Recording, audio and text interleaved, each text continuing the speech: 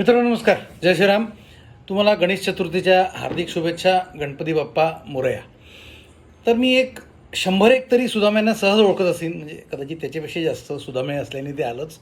पण कुणीही आजपर्यंत मान खाली घालायला लावेल असे काम केलेलं नाही. आज आपण ज्या सुदामेविषयी बोलणार आहे तो काही आडमार्गाला लागला आहे असं नाही, पण सांगायचा मुद्दा काय की कोणत्याही सुदाम्यानी आजपर्यंत जे सर्व धर्मसमभाव नावाचं, सेक्युलरिझम नावाचं जे किंवा वजन काँग्रेसने हिंदूंच्या मानेवरती ठेवलं आहे, त्याचा वापर कधीही सवंग प्रसिद्धी मिळवण्याकरता किंवा पैसे कमवण्याकरता केलेला नाही.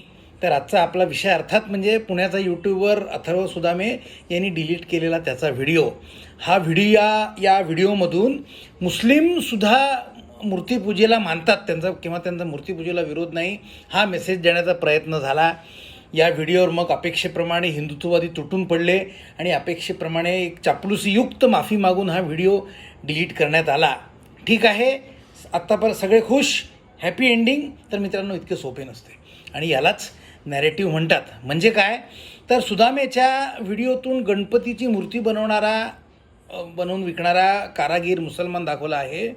यातून मी आधी म्हटले तसे मुसलमान काही मूर्तीपूजा विरोधक नाहीत, हे कथानक नॅरेटिव्ह पसरवण्याचा प्रयत्न होतो आहे. पण हे सपशेल खोटे आहे. हे काम करणारे शेकड्यांनी मुसलमान कारागीर आहेत. हे आमच्या विदर्भातील यवतमाळचे अजून एक उदाहरण. नुसते गणपती बाप्पाच्या नाही तर आई दुर्गेच्या, भवानीच्या, कालीच्या मूर्ती बनवणारे सुद्धा मूर्तीपूजा न मानणारे मुसलमान आहेत. ते हा व्यवसाय म्हणून करतात, त्यामुळे ते हिंदूंसारखे होत नाहीत. हा या नॅरेटिव्हमधला प्रॉब्लेम. दुसरा महत्त्वाचा मुद्दा हा की या असल्या चमचेगिरीचे कारण एका विशिष्ट नेत्याद्वारे या यूट्यूबवरची पाठराखण आहे. आपण हे सगळे जाणतो. तो कोण नेता हे मी तुम्हाला सांगणे न लगे तुम्हाला माहीत आहे.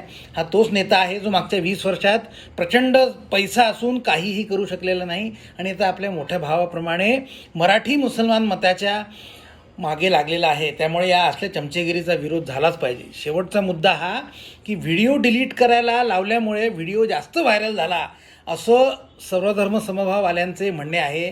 तर मित्रांनो, आजही सेक्युलरिझम किंवा सर्वधर्म समभाव हाच डॉमिनंट आपल्या देशातला प्रबळ नॅरेटिव्ह आहे. त्यामुळे हा व्हिडिओ डिलीट केल्याने त्याला काही फरक पडत नाही, तो तेवढाच प्रबळ राहणार आहे. हिंदुत्ववादी नॅरेटिव्ह आत्ता पुढे येतो आहे. तर जर का हिंदुत्ववादी विचार जर का पुढे न्यायचे असले तर ही असली चमचेगिरी करण्याला विरोध केला पाहिजे आणि त्यांना टल्ले दिलेच पाहिजे. आज इथेच थांबतो.